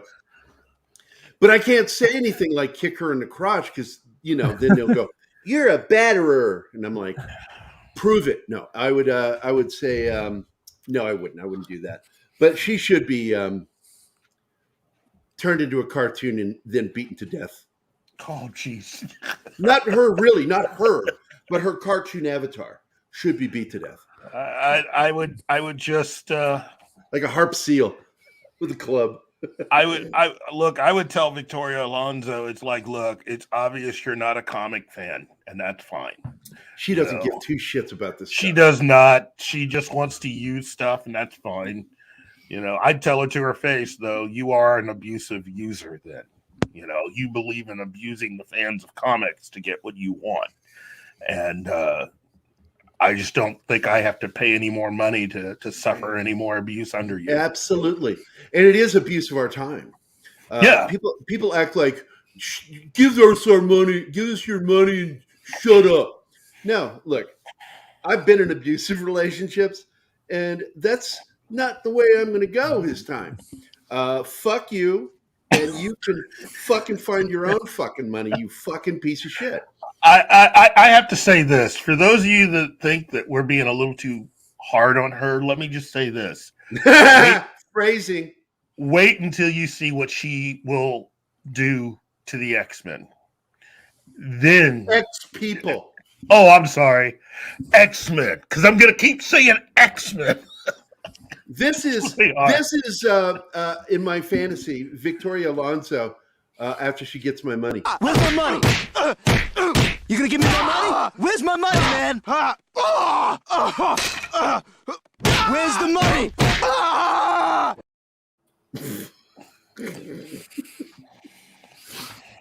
Sounds awesome. But when like you're talking about animated the Gotham by Gaslight, there are certain things that just can't be adapted because the art was just so important to the story. And Gotham by Gaslight is one of them because Mike McDonald's art was just so much part of that story being effective. Yeah, and I love the way he used Boris Karloff as the villain. Yeah. He actually drew Boris Karloff in the comic. Beautiful. And because of him doing that, Boris Karloff makes an appearance in one of my books. Yeah, man, you gave me memories now of Boris back in watching his films back in the 70s and 80s. But I just think of The Killing Joke because Brian Boland's art was such a big part of that story's effectiveness. Brian Boland is probably one of the greatest living comic book artists, right? I would put him in the top 10. Graham Nolan's another one I would put in there. What's his name? That was head of Marvel. Asian. I can't think of his name right now. Jim Lee? I'm not Jim Lee. Jim Lee. Yeah, Jim Lee. Jim Lee's artwork, I've always liked it. But who are some artists that we would not put on that list? Rob Liefeld. There we go. I knew it was coming. That's the first thought that entered my mind was Rob Liefeld. That's what I was waiting for. Throw that in there. Almost anybody currently working for Marvel. Yeah. Like, who's working there now? I haven't been paying attention. Not a lot of people have. Yeah. My problem with a lot of the artists today, they're not really good comic book artists. We were talking about the one with the pregnant Joker. I'm like, that artwork would probably work in some other book, but it doesn't work with Batman. It just doesn't work. And so I'm not going to say that person's a terrible artist. I'm just going to say they're terrible at doing comic. The Joker, Batman comic. And This artist that we grew up with, I mean, these guys are really masters of the craft, and they all had an individual style. Like you can tell a difference between Michael Golden and Joe Kubert. They're so different from each other, but they were brilliant in their own right. Um, I miss the days, Gary, where I can open up a comic book and I know who drew it without seeing their name. Mm-hmm. You know? I didn't realize John Romita Jr. was still working with Marvel. Yeah, I love John Romita Jr. His dad, don't get me wrong, I loved Senior's work. But man, I loved John Romita Jr.'s artwork. That had a huge impact on me. When I was young. You know what? Here, let me show you something. This is a lot of what we're talking about. Look at this. Look at this. Is, I mean, seriously, people? Yeah. People are getting paid for this. It looks generic. Somebody looks like paid, some middle schooler art project. And it went through several people, not just the artist. It went through several editors, passed them all, and it got published. I mean, look at that one on the right there. They gave her a 5-head. Oh, jeez, gosh. Yeah, that is. Oh my God. What is that? What is that? Is that a granny? I'm like, what is? That can't be real. I mean, is that? Really it is real. It's here's that's a comic book. Yeah. This actually got published. All of these. What? And this is from Marvel Voices, and this is Captain Marvel. It's because they check the right boxes. It's the only reason they got hired as artists. I mean, this would have never even if Stan Lee had still been running Marvel, it never really would have made it off of the artist's board. Yeah. He would have said, redraw this. You're fired. You do not belong in the bullpen. Here you go. I'm just going to show you some stuff right here, Mikey. Here's from Vindicated. Oh, wow. And that's Boris Karloff in the middle. Wow, love that. I love the expressions on the faces. It's so well done. And then this is the cover I did. Beautiful, beautiful. And there's some celebrities who agreed to be in here. That's Zach. Yeah. Zach Ward's a friend of mine. He was the Naughty Kids Scott Farkle in A Christmas Story. That's my buddy Shane Moore. This is another friend of mine that's in the movies. Another friend of mine that's on from Battlestar Galactica. And that is Kurt Yeager, friend of mine, appearing in that. And up here, that is Langston Fishburne, Lawrence Fishburne's son. Oh, cool. And Socks Neo 7s, if you guys are still watching, I'm gonna get Gary to draw silver and gold. If you can tell from that, it's a perfect style that I want for this 86 series about these monster gangsters. So I think you're the perfect artist for it. Gary's great. Gary's artwork is again. You're telling us things that we figured out on our own, Monkey. We figured you'd get blocked a lot. You'll never be blocked on this channel because we love you so much, buddy. But I know that some of the stuff you say probably does not bode well with some of these channels. But I had to get going, guys. Gotta eat my breakfast. Well, you stuck around for most of the show. I appreciate it, man. Yeah, thank you for having me on. Here's how I was late. Yeah, the new slot for Fridays is 1 o'clock, which would be 11 o'clock your time. Okay, I see. 11 a.m. That is because we are now on KGRA radio.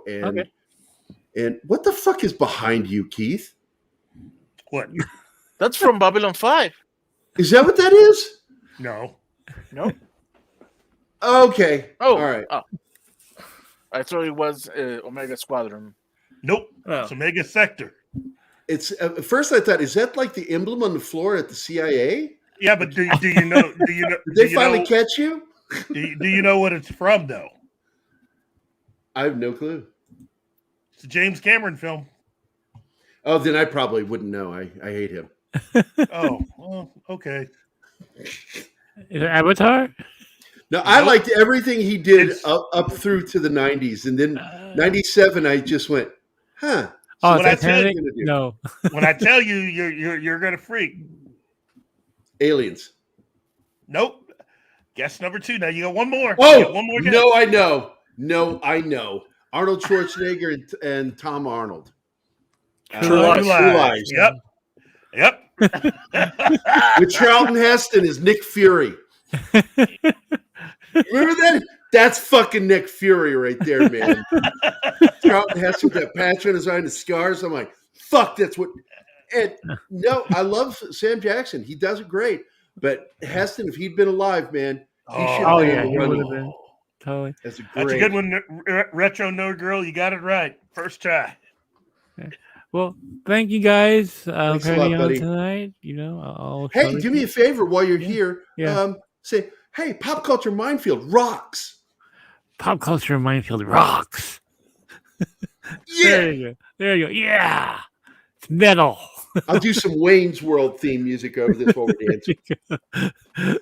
Thanks a lot, buddy. You take it easy, and I'll see you. Well, take care, buddy. Thank you. I'll see you in the chat. See you guys. All right, bye. Bye, Mikey. Bye, Mikey. Bye. Hey, Keith. Fun. Yeah. I'm afraid I'm with your list, except I'm afraid I'm gonna have to replace the Newsboy Legion with Etrigan. Oh, I like Etrigan. I would definitely look if I had the power to greenlight all of that. I would do it all. The reason why I went with the whole Newsboy update thing is that you also have to think about the money. You know, you can't keep making films where you're doing really film or television where you're spending all this money and getting next to no return. Okay, you need to have something in there that you can get away with spending not quite next to nothing, but get a lot of bang for your buck. And the problem with why does everything sound like prostitution with you? Wow. Bang for the buck. I'm just saying that. How much for an around the world? No. I have no idea what you're talking about. You charge extra for the donkey punch? Here we go. I'm just saying. No, I want you to do it to me. I'm just saying that. Again, I agree with you, John. I threw that in because I think you need to at least have one that you don't go wild in spending all kinds of money on. Because again, something like say Metal Men, you're going to spend a lot of money. That one just it's obvious. To do the Demon, that's money. So you got, but I would tell James Gunn, it's like, dude, you have to do the Demon at least. You can't like get a hold of all this and not do that. You got to do it. So there you go. All right. So wait. But that titular suggests that the season 2 is the prequel. Read it. Yeah. Season 2 is a prequel. Well, let's get into it. Prime Video has confirmed Deadline's report that hit MRC television conspiracy thriller, The Terminalist, headlined by Chris Pratt, has been renewed for a second season, and that the streamer also has ordered an untitled prequel series. So no, you're wrong. Oh, yeah. Focusing on the fan favorite Ben Evans. The title is the headlines are always misleading, and they're bad grammar. So we've got 2 shows coming, which I think is great. This is proof again that Bezos recognizes his fuck up with the show that will not be named. And that this show led the way. And the finale of Jack Ryan, I bet he's just absolutely eating chocolate in bed at night over the regrets of letting that show end. Because that show would have been a bigger hit if they hadn't fucked up season 2. Well, Gary, we were talking about yesterday how, he also made a mistake in not just throwing more money at everybody that worked on The Expanse and going right into either continuing the show or beginning a brand new series based on where the show is going. what I felt was movies. That you would get 2 movies a year, feature-length movies a year, and they would shoot it just like the show, but in film format. And I'm telling you, that would have gone over well, but instead they end the show. I just want to see books 7, 8, and 9. That's what I want to see. You know what? Also, why was 6 jealous? Because 7, 8, 9. Yeah. Oh God. That's like grade school. The Gladiator 2 thing over there trending on Deadline. Look, I'm telling you, they've already got a premiere date going on, and it's like, what the heck? Seriously, are you guys all on drugs? If it's anything like what was originally described modern, I'm not going to fucking bother watching it. Ridley has got a bad track record of working with properties. You know, he does well with his one-offs, but the minute he does a property, it's like, oh, fuckity fuck. One of the best things that he was involved with was a family joint venture that he did with Scott Free Productions, was Raised by Wolves. Yeah, what a great show! But just dark and scary. And how do you pitch Gladiator 2 with a straight face? I mean, who's the protagonist? Lucius? I think it's Lucius. I'm on drugs now, Monkey Jeeba said. You're always on drugs, Monkey. I'm just seeing. I'm trying to think of how that meeting goes. I mean, that would be like trying to pitch a sequel to Titanic, in my opinion. They'll be passing a bowl of pills around like jelly beans, you know. Yeah, and helicopters. We need more helicopters. Anyway, I want to get into the Terminal List. So, Live Customer wrote a sequel to. Sorry, he wrote a sequel to. He wrote a sequel to Titanic. It's called Raise the Titanic. Yeah. So season 2 of the Terminal List, whose first installment was based on Jack Carr's bestseller of the same name, will be based on, True Believer, the second book. They're going to do that. Each season is going to be a book. Very smart. Now, unlike George R.R. Martin, Carr actually puts his books out on a timely basis. He doesn't play fuck around. He is also directly involved with this show and has pushed for them to have Navy SEALs on set at all times to make sure that the verisimilitude is there. And that's what makes this fucking show amazing, is its attention to detail. And even though I'm absolutely a big fan of SEAL Team, you know that, that does feel a lot of times like a show about Navy SEALs that's being run by a guy that was in the Rangers. Because there's more of a straightforward, almost Army feel to the way they do a lot of things. Yeah. And a lot of the lingo they use is actually used by both Navy SEALs and Army, whereas they don't focus on just the Navy SEALs stuff on that show. But I love the show. I think that I'm hoping that we never see an end to that in the next few years, because that is a show that will keep Paramount afloat by itself, along with anything Taylor Sheridan produces. Oh, of course. Of course. Taylor Sheridan pretty much is keeping Paramount best afloat. Fucking screenwriter on television right now. And I'm saying that knowing how well written Terminal List was. I just think that he has a grasp on television better than anybody right now, and delivers drama better than anybody, Taylor Sheridan. Anyway. Oh, yeah. No, go ahead. What were you going to say? I was just going to say, if you look at how different everything is, I mean, you've got Yellowstone, which is becoming its own universe. Well, they got that back now, so it's finally going to be on Paramount. And then you have Tulsa King. And then... That fucking show. Hey, let me tell you. I watched that show, and I couldn't help it afterward. I went, hey, how you doing? And then you have Jeremy Renner's TV show, which is King of... Mayor of Kingstown. Mayor of Kingstown. Sorry, Mayor of Kingstown. That's 3 very different shows. Based on the Kingston up in Canada, where they have a prison. but they wanted it to be about America, and so they made it this fictional town based on Kingston. I mean, out of the park. Wow. Yeah, everything on that show is amazing. Right now, that girl is in. She doesn't know how much trouble she's got herself in on that show. I'm not going to give anything away, but there's a show that we should probably talk about on Fantastic Thursday if you don't want to talk about The Last of Us. But it seems like people want to listen to about Last of Us. I will do it until I can't do it.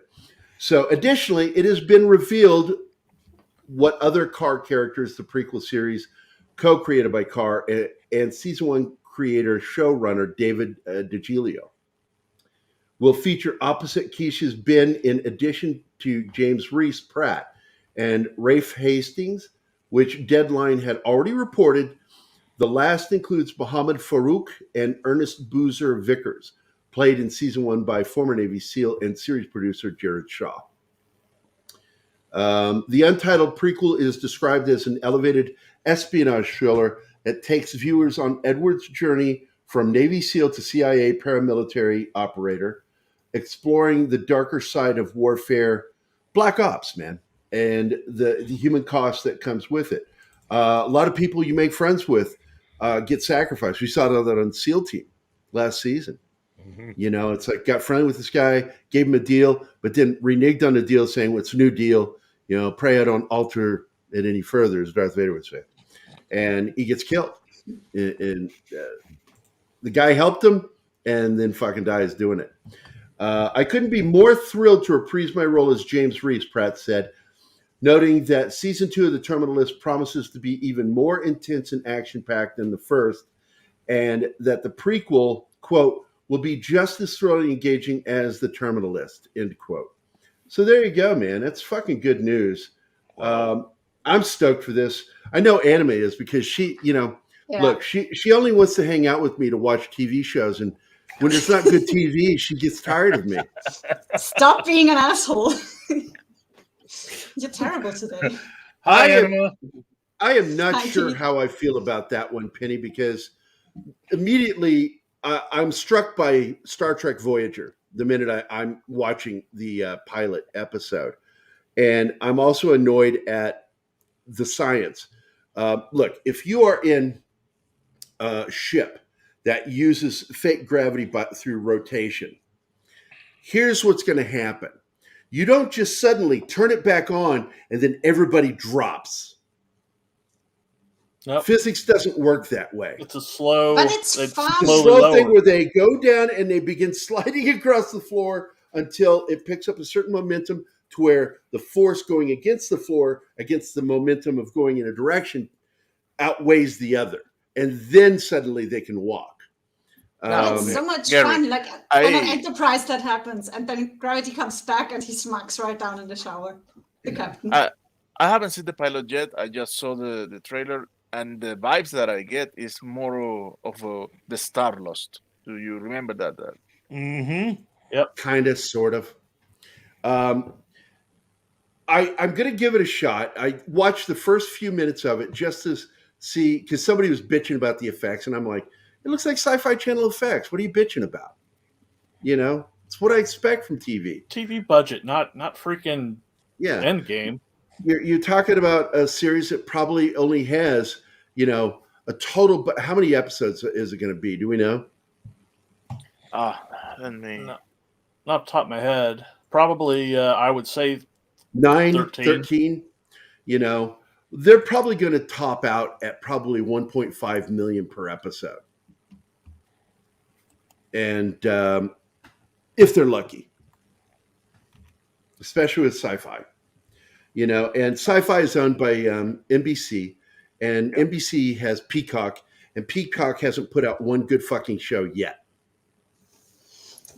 Not one.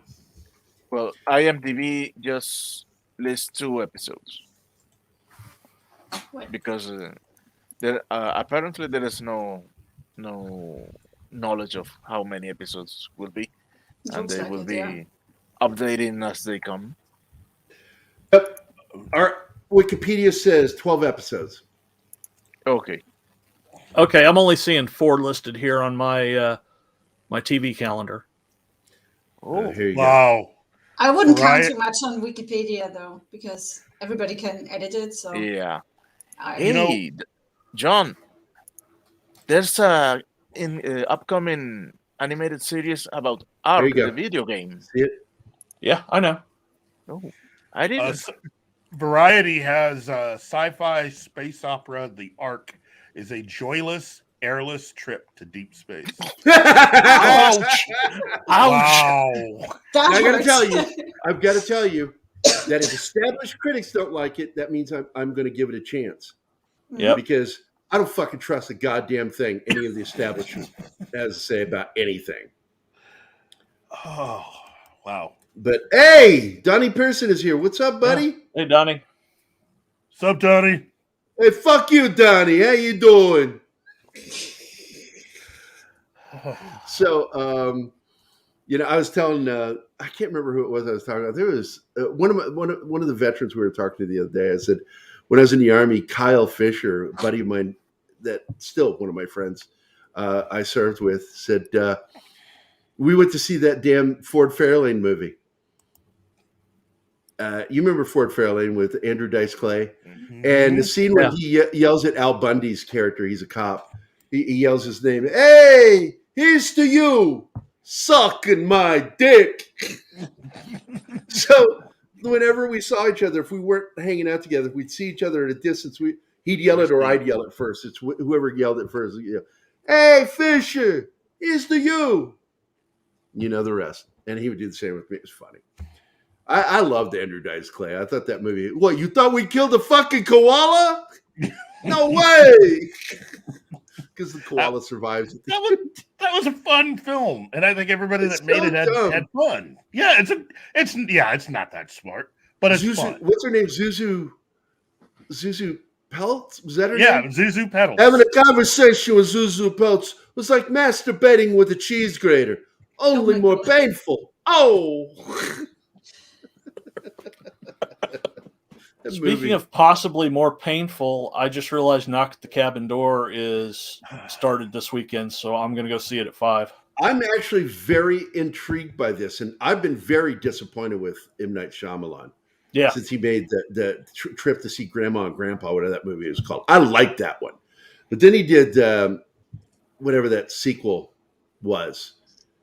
With, Glass. Glass. God, I fucking hated. He did that old, movie. didn't he? What? Was it old one of his? I think Gary thought Glass was ass. So. Backdoor Granny. But I think that one is the one where they go visit Grandma and Grandpa. The one you just said. I thought it's the one where they go to the beach. Old's the one. Old is the one with the beach. That's right. And the kids show up and they're adults. I did like the ending because it's not really what I would call a twist.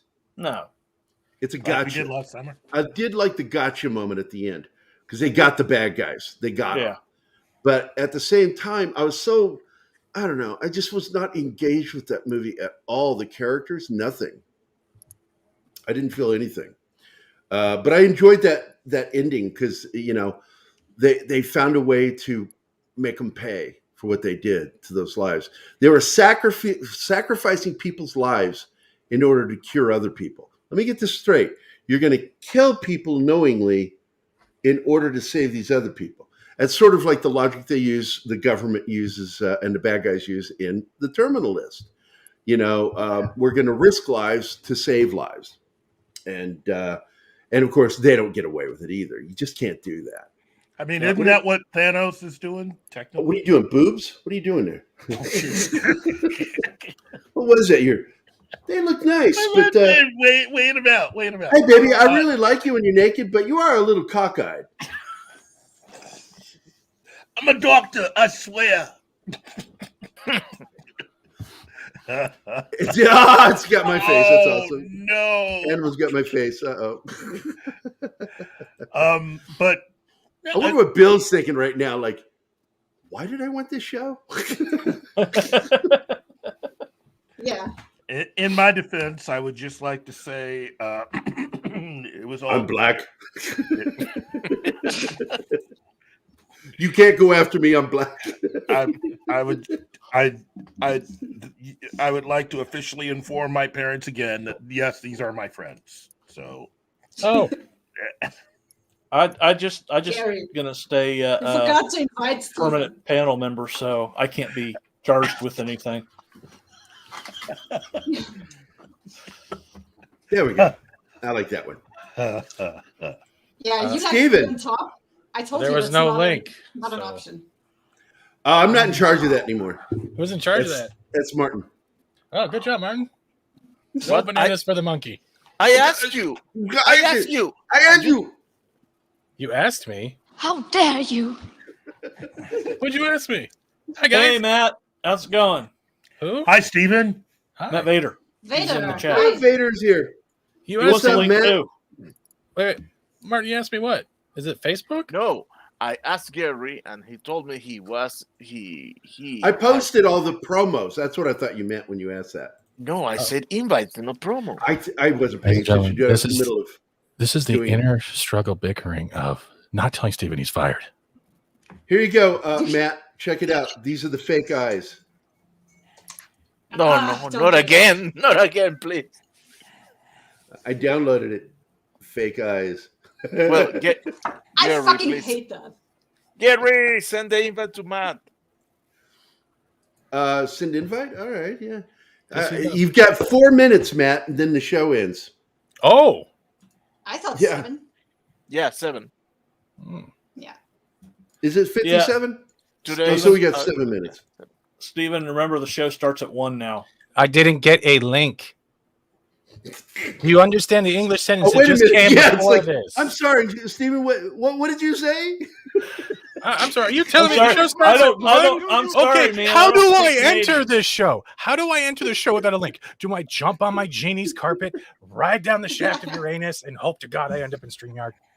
Okay, we're gonna have to put that on loop. Right, we're gonna have to put that on loop. I didn't understand that. I don't Matt. speak Canadian. What did you see? You highlighted the message in the chat. Steven, Link was never sent. Laugh Everybody knows in order to make a Canadian understand, you have to say sorry in a boot. in maple syrup. Steven, how you been, buddy? I don't know. I don't know. He's mad now. Supposedly, I was supposed to be here at 1 with no doorknob. So I was like, the door has it's a wall.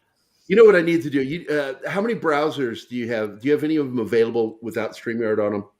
I have I have 2 separate internet windows open and about 18 different tabs. After the show, I'm going to give you, my Martin's access, job?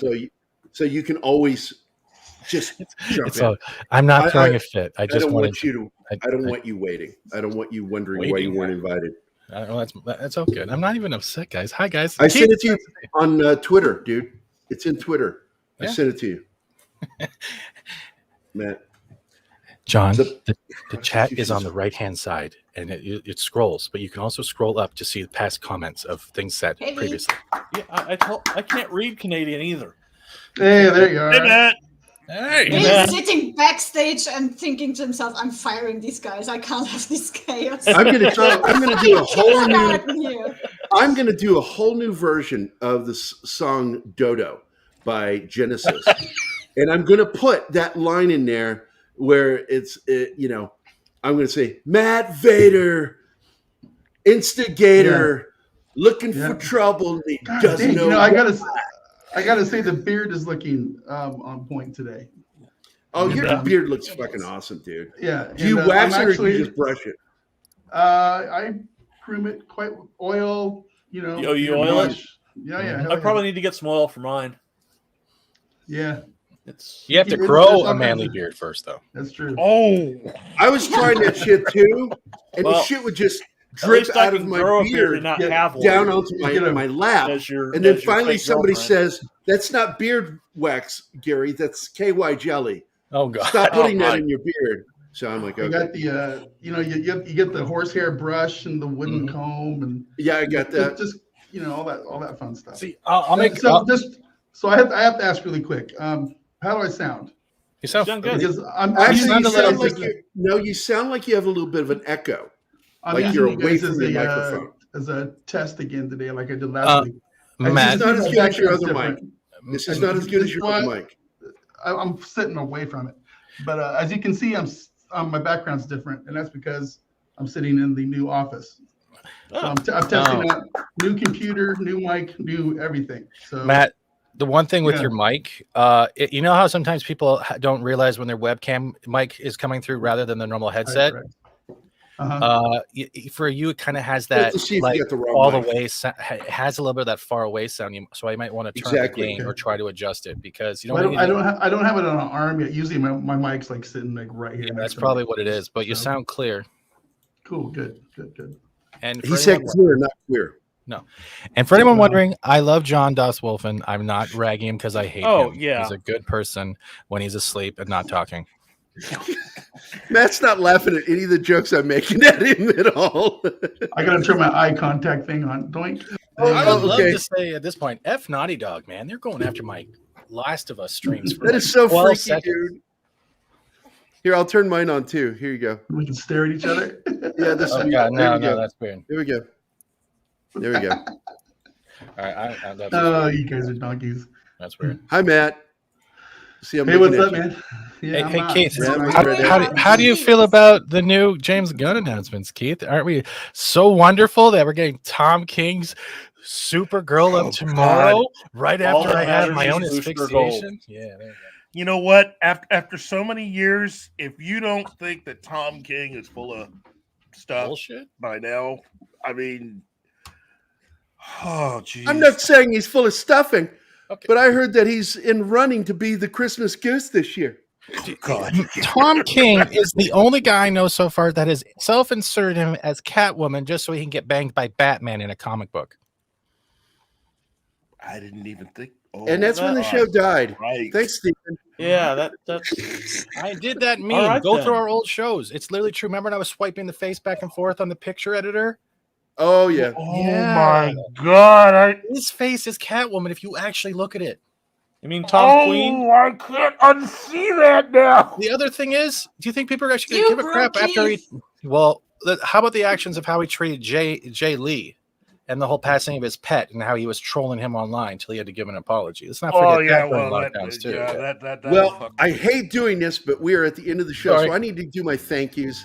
And I want everybody to have... Stop with the music. Stop. Thanks for letting me test out my stuff. That's to let me know when we aren't paying attention.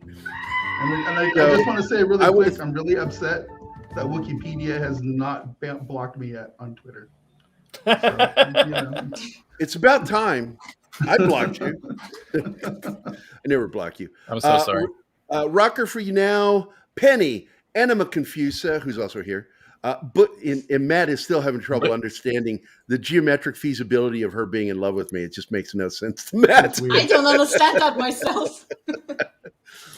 Bush McFadden, Wajid Leakey, Kingsport Cow, Decepticon's Cave of Comics and Toys, Jordy Lyons, Fishbelly, Socks Bulletin, Parrothead, Zax, Kyle, The Dork Knight, Apollomes Minion, Lord Thoth, all hail Lord Thoth, War Monkey, Neo 7, TJ Najosi, Jermaine Stokely, D. Bud Martin, Andy Morrow, Joe's Atmosphere, Scott Lewis, the Peter Vickman fan site, Retro Nerd Girl, Donnie Pearson, Matt Vader, and Jackson McFadden. I want to thank Keith for showing up eventually. I want to thank John for. You're not get a link. Wait. Did you not get a link Steven either? For popping in at the end. I want to thank Dus Wolfen for being a mensch. You're a mensch, John. You are. I want to thank Martine for being the right side of my brain. I want to thank Matt Vade for just popping in and saying hi. I appreciate it, buddy. I need to get my 99 cents a month's worth out of you guys. 99 cents worth. Your used tissue is in the mail. Used tissues in the mail. Anima, thank you for loving me and being on the show and being my co-host on 2 episodes or 2 shows a week. It is awesome. And how awesome is it? Awesome. That's how awesome it sounds. And I'm going to end it there, and I'm going to let us move out. So, Bill, kill the show. Murder us.